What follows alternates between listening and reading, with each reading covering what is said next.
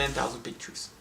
We already learned that we need to manage the shutter speed, aperture and ISO to allow the correct amount of light to sensitize the sensor.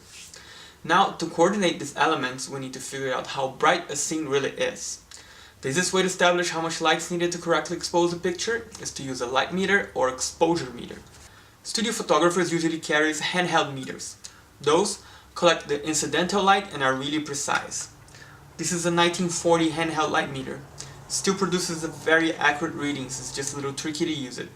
First, you select your desired ISO on the outer ring.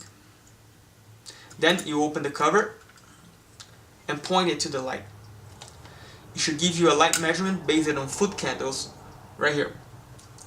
Foot candles is the light cast on a surface by a candle 1 foot away from that surface. That's pretty old school stuff.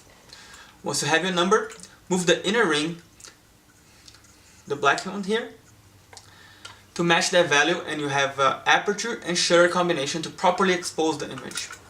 Modern meters allow you to choose your ISO and shutter and gives you the aperture. Every DSLR camera have installed a TTL light meter. TTL means through the lens. That denotes that it uses light that is passing through the lens and measure its intensity. That is important to know because it doesn't measure the incidental light. Instead, it analyzes the brightness that reflects from the object. Diverse colors and materials reflect light in different ways, some more than others, and that should be taken into account when using the camera light meter. Look into the visor of your camera and half press the trigger button. You will see on the bottom the exposure meter. When you change the shutter speed value, for example, the indication on the meter will move between -2 and +2 stops. To get the correct exposure, adjust the shutter, aperture and ISO so the meter points to 0. That seems simply enough in theory, but there's a lot of factors that can complicate things. To start, meters work great on even lit scenes. However, it gets tricky when there are objects with different light levels. For example, if you're indoors taking a portrait and your subject is in front of a window. If you measure the light on the subject, the background will probably be overexposed. Do the opposite, and the subject will be underexposed. As photographers, we have to recognize the situations and balance the exposure to get the best picture. There are different measuring modes on the camera. Each one will affect the way the camera analyzes the light. The most common metering modes are the matrix, the center weighted, and the spot metering. The matrix mode is the default metering mode in most cameras. It works by dividing the whole scene in zones and analyzing each zone. After reading all the light information, the system takes into account where the focus is set and marks as the most important aspect of the image, and then defines the exposure. The matrix mode works well in most situations and it's the most reliable of the three. The center weighted mode evaluates the center of the frame and ignores the corners.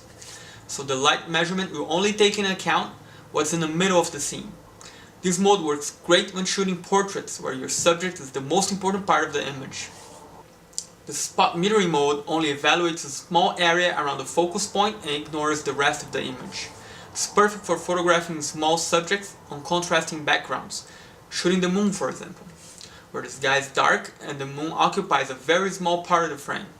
It also works well when taking backlit photographs, where the matrix or the center mode would result in a silhouette. Changing your metering mode varies from camera to camera. On most Canons, for example, press the white balance button, then flick your shutter wheel. On the majority of Nikons, there is a button on the left side of the dial. Refer to the camera manual for more information. Experienced photographers have the ability to guess the exposure without using the tool. When they grab the camera, they're already adjusting the exposure levels even before looking at the visor.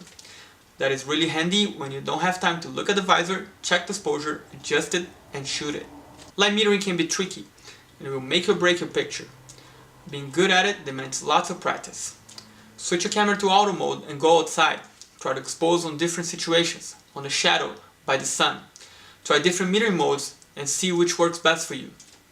Next week, we'll talk more about the relation between shutter, aperture, and ISO. Thanks for watching, and see you next time on 10,000 Pictures.